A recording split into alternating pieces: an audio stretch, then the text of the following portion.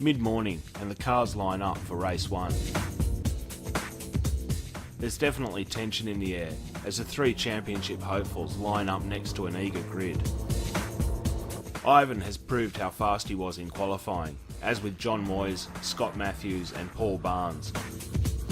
The grid got away cleanly, with Chris Barry surprising everyone on the inside to take honours into turns 1 and 2, closely followed by Ivan Schreiber, John Moyes and Stig Richards, with only a tenth separating them all. Scott Matthews had done well to take David Grant at the start, but by the next lap, David slipped back up the inside of turn 2 to take 5th position back. Paul Barnes had also done well at the start to get ahead of Michael McCosker.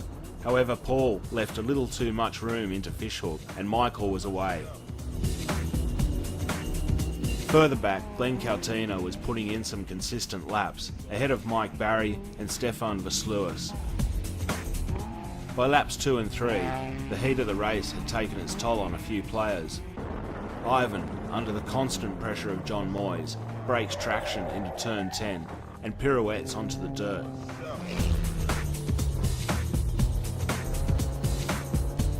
Whilst at the other end of the circuit, Adam Moore's car again suffers overheating issues and he decides to park it on the grass near Fishhook, but well out of the way of the rest of the field. But out in front, it was Chris Barry with a good 7-second gap over Stig and John, with David Grant making up some good ground to be in touch. Ivan was also making a good recovery from his earlier spin, slipping up the inside of Michael McCosker, but it was short-lived, and again Ivan came unstuck onto the back straight, dropping back to 7th overall. Things were hotting up in C-Class once again, with Paul Barnes putting in a fastest lap of 107.8, despite only having 4 gears.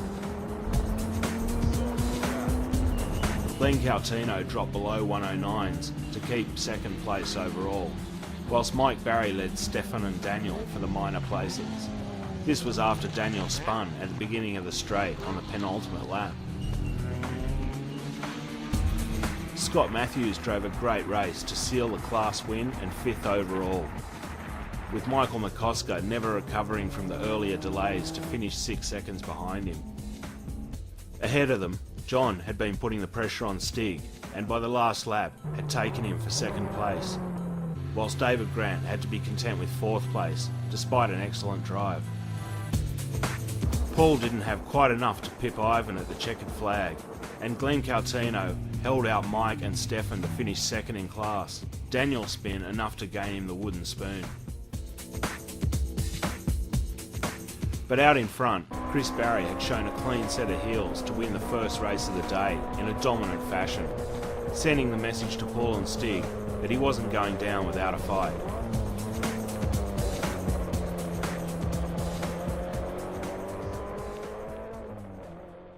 Interesting in a way. I got average start, started 4th, was in 4th, towards the end of the first lap when end of the 2nd lap when Ivan was good enough to spin in front of me and forced John to take avoiding action. So I got past both of them and was in 2nd, had nothing for Chris, no pace at all. The car just seems to lack grip, and I'm just struggling to put the lap times together at the moment. Yeah, I got a good start. I knew with Ivan next to me on the start, he can be quite quick if he gets it hooked up, but fortunately I got good grip off the line and managed to pass Ivan into the first corner.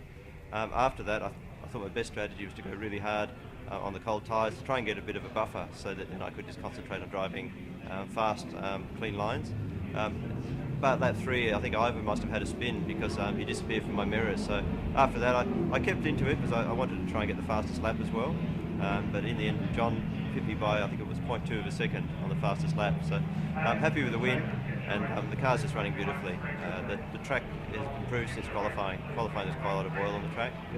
Now the track's feeling fantastic. So hopefully it'll be like that for the next race, the reverse grid. So last race, started on pole. Yes. Then an incident at the final turn onto the straight. Yes, I had 2. I lost it twice. First time chasing Chris, and he was going very fast, and I probably just was going a bit too hard on tyres that still weren't warmed up. But the second time, I don't know if I think the tyres went off slightly because I wasn't doing anything out of the ordinary. So I think what happens is when you're driving pretty much on the limit, it doesn't take much to then go over that limit. So I'll just take it easy. All right, best luck for us, too, mate. Thank you, Andy.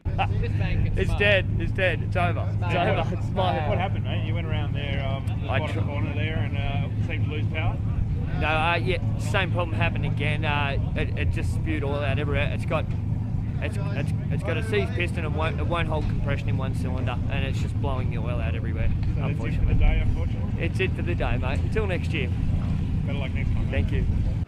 Chris seems extremely quick. Yeah, and effortless as well. He looks like he's got time to burn.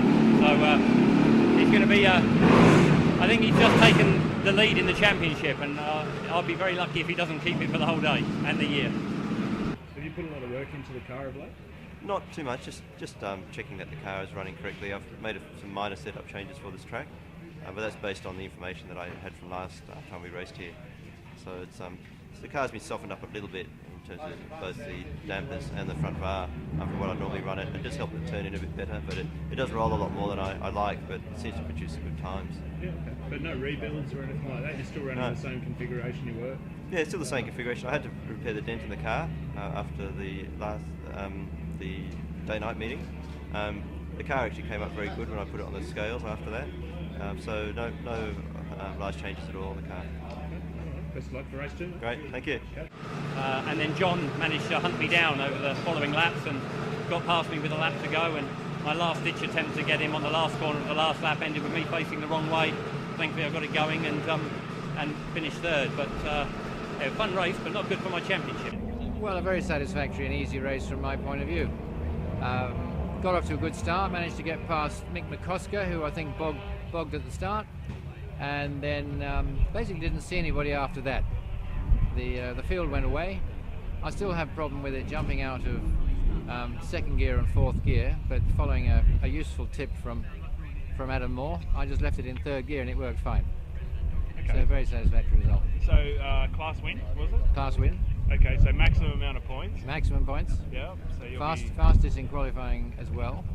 But I think Chris is still ahead of me, but Stig's going to do the arithmetic.